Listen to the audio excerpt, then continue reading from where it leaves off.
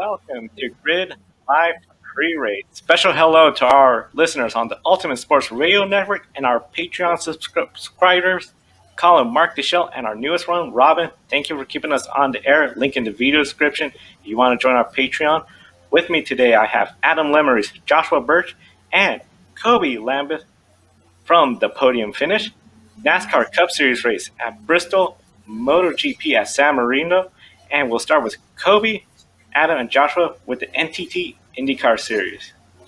Yes, that's right. The NTT INDYCAR Series points battle only has 2 rounds left, and it appears more likely to be Alex Palou versus Pato O'Ward. For the championship, Joseph Newgarden, Scott Dixon, Marcus Ericsson are still mathematically eligible, but the window is closing fast. Joseph Newgarden posted the fastest time yesterday in opening practice. Colton Herta, Alex Palou ran out the top 3. At Pato O'Ward, however, 14th fastest. And the second practice coming up soon, scheduled for 1:45 p.m. Eastern time, and qualifying is at 5 p.m. Eastern. How critical is it for Pato O'Ward to get his speed up to Alex Palou and Joseph Newgarden, especially after being a bit behind at Portland? Massively. If he wants a shot at this title, he has got to push, and this is the weekend to start pushing. This is the penultimate one, just 2 to go. Laguna Seca as well, as I'm actually seeing it in front of me now in an esport race as well. It's got one of the most legendary corners, the corkscrew, and we know it is possible to pass there. So this is not a track where it's going to be single file. You can find room to go around. A bad qualifying for Pato O'Ward will put him in a bad race place, bad mentality, and just bad for his championship. Bad practice yesterday as well, bad Portland. It's just all going bad. He took the championship lead brilliantly, coming away from Gateway as well. He needs to get back on that form, needs a win this weekend as well. And let's be honest, guys, I had him as my pick-a-winner as well. I'm sure quite a couple of you else did as well, because we expected him to do a miracle. And unfortunately, it did not deliver. It was Alex Palou who performed the miracle as well. But Laguna Seca, tight, twisty circuit.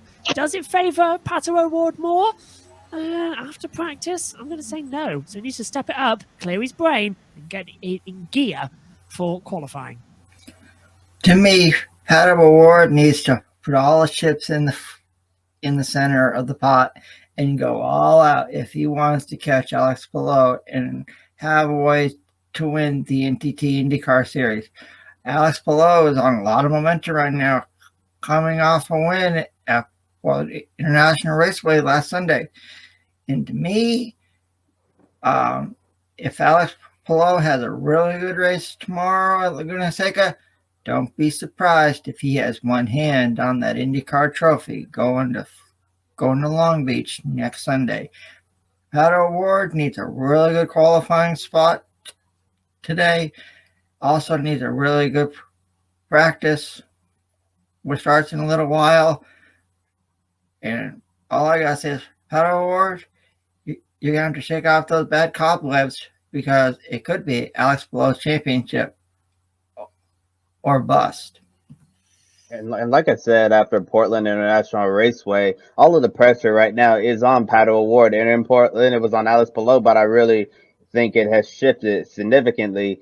Not a good Portland, not a good first practice for Pato O'Ward, and if he can't find some more speed in the Aero McLaren SV Chevy, Alex Palou could very well run away with this championship. So Pato O'Ward needs in the team, Aero McLaren SP, they need to find something. They need to unlock a bit more speed, because if they fail to do that, they could lose all of the momentum that they were carrying, and it might be game over for the championship, because Alex Palou is carrying all the momentum right now, and his team is checking all the boxes, and it really looks like Alex Palou is the favorite to win the championship. At this point, I also want to point out Chip Ganassi Racing during the season.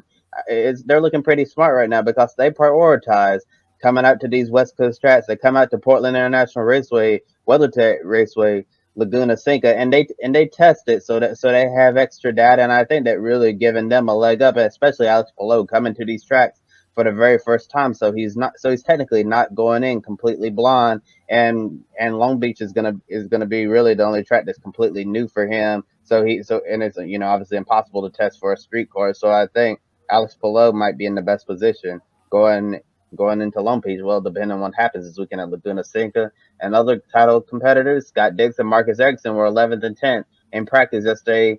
As we all know, Laguna Seca is a very challenging track for passing the Andretti curves, the double apex, best opportunity to overtake. Only 95 laps from start to finish. Qualifying up front will be the most considerable advantage entering Sunday. And last weekend, we surprisingly saw the Team Penske car struggle in qualifying while Chip Ganassi Racing was towards the front. In your opinion, which team has the upper hand heading into qualifying this weekend? Oh, that's an easy one, Kobe. It's got to be Chip Ganassi Racing after everything that happened in Portland. Like I just said, Alex Palou was the championship leader. And I think I saw something online that Scott Dixon, even if he's not contending, I believe I saw that he'll help his teammate, to win the championship. None of us saw this coming. Not one of us. Not even me. Alex Palou's had a really strong year this year. 3 wins, 8 podiums, and 1 pole. That's pretty good. But for me, Chip Ganassi has the advantage going in here to Laguna Seca. But Team Penske is going to have to find a way around Alex Palou and Scott Dixon, or it could be game over. I'm going to swing completely the pendulum in the opposite direction, go away from Chip Ganassi and go directly to Team Penske. Yes, as Adam said, they had a very, very poor Portland qualifying as well. Admittedly, as well, they looked great in practice and then completely let the entire casino go bust in the qualifying as well. But I've got a feeling after Newgarden just topped that practice session, and reading this quote, I've actually got it up here. I'm going to read it to you as well. He says to IndyCar as well, just after the session, this is a direct quote from Newgarden. Obviously, as well, overall, we unloaded pretty good. Small differences here and there, but for the most part, globally, it felt like the car was in the window. Just got to look after it now as well. So he is dialed into this circuit immediately well, of course. Penske, they like this track as well. So is this going to be a big bounce back? I'm expecting them to definitely qualify inside the top 3 rows as well. I'm hoping we're going to see Newgarden on pole position after the misery that he had last time out in Portland as well in qualifying. And even Simon Pagenaud, what was he, 22nd on the grid as well? He's got to get right back up there. But yeah, definitely Team Penske, they are the team, in my opinion, with the upper hand coming into qualifying. Yes, Team Penske looking to bounce back. Joseph Newgarden, he has a great day. He can get back in the title fight. Enter the season finale at Long Beach. Will Power end the season strong. Scott McLaughlin continuing to get more experience in IndyCar and improve his pace each week. Simon Pagenaud been really struggling lately, and this could be his second to final race as a Team Penske driver. If you've been following the rumor mill, rumored to be going to that number 60 Honda at Meyershank Racing to replace Jack Harvey next year. It's going to be interesting to see how IndyCar silly season shapes up moving forward. And if Alex Palou wins the pole, that'll be 1 bonus point. Lead a lap, that's another point.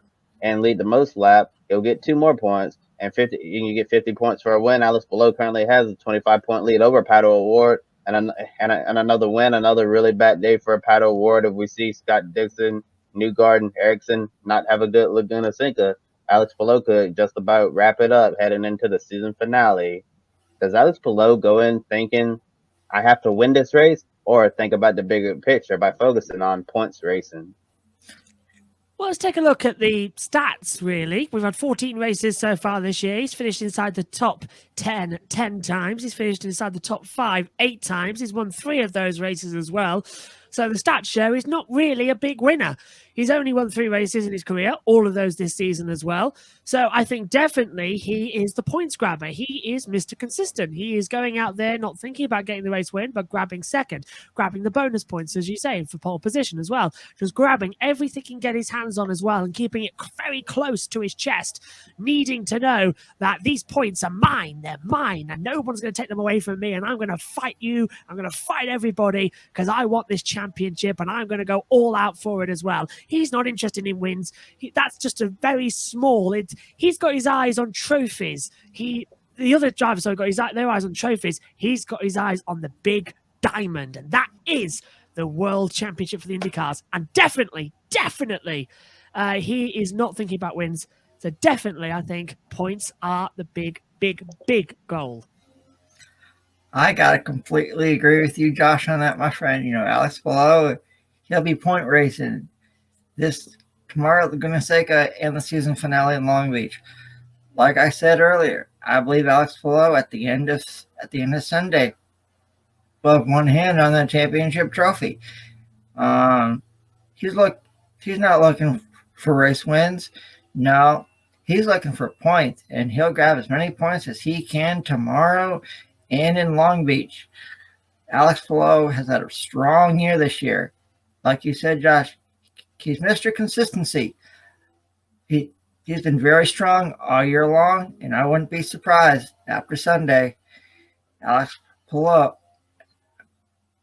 I'll just go out and say it. I believe that Alex Palou will be your 2021 NTT INDYCAR Series champion. And that's how quickly it changes around. I mean, just even 2 weeks ago, none of us sat here knew exactly who was going to win the title. We all said it's too open. But these two races we've had, the Gateway and here at Portland, and then we've got another two left as well. It's just blown everything wide open again, and it's allowed Palou to come back and be consistent. I am honestly so looking forward to tomorrow's race. It's unbelievable. In fact, I've never been more looking forward to a qualifying session this evening because there's just so much on the line. I think you might have to sedate me at Long Beach. Yeah, it's going to be quite an interesting championship battle, and I'm glad you brought in those stats. Josh shows Alex Palou very, very consistent. He collects those points, makes the most out of bad situations, and in a way, kind of reminds me of a young Scott Dixon. And I've said this before on this show, been consistent with this view. I think Chip Ganassi has finally found the team leader. When Scott Dixon retires, I see a lot of Scott Dixon and Alex Palou, and I really think he'll be that number one driver when Scott Dixon decides to walk around. I do agree with both of you. Points racing is definitely going to be the strategy for Alex Palou, and if we're talking about a driver who's going to have to focus on winning the race, getting max points, that certainly is the Aaron McLaren SP driver, Pato O'Ward. Don't be an anonymous investor. Join the stock market social media platform, public.com. Invest any amount of money and share with friends and new friends. Discover new opportunities, such as new companies and potential business partners, and useful tools for beginners, and share your experience with friends on public.com. Link in the video description gets you $5 for being a Grid Network viewer. Use the referral code GRIDnet for your free $5 to invest and start investing and networking on public.com.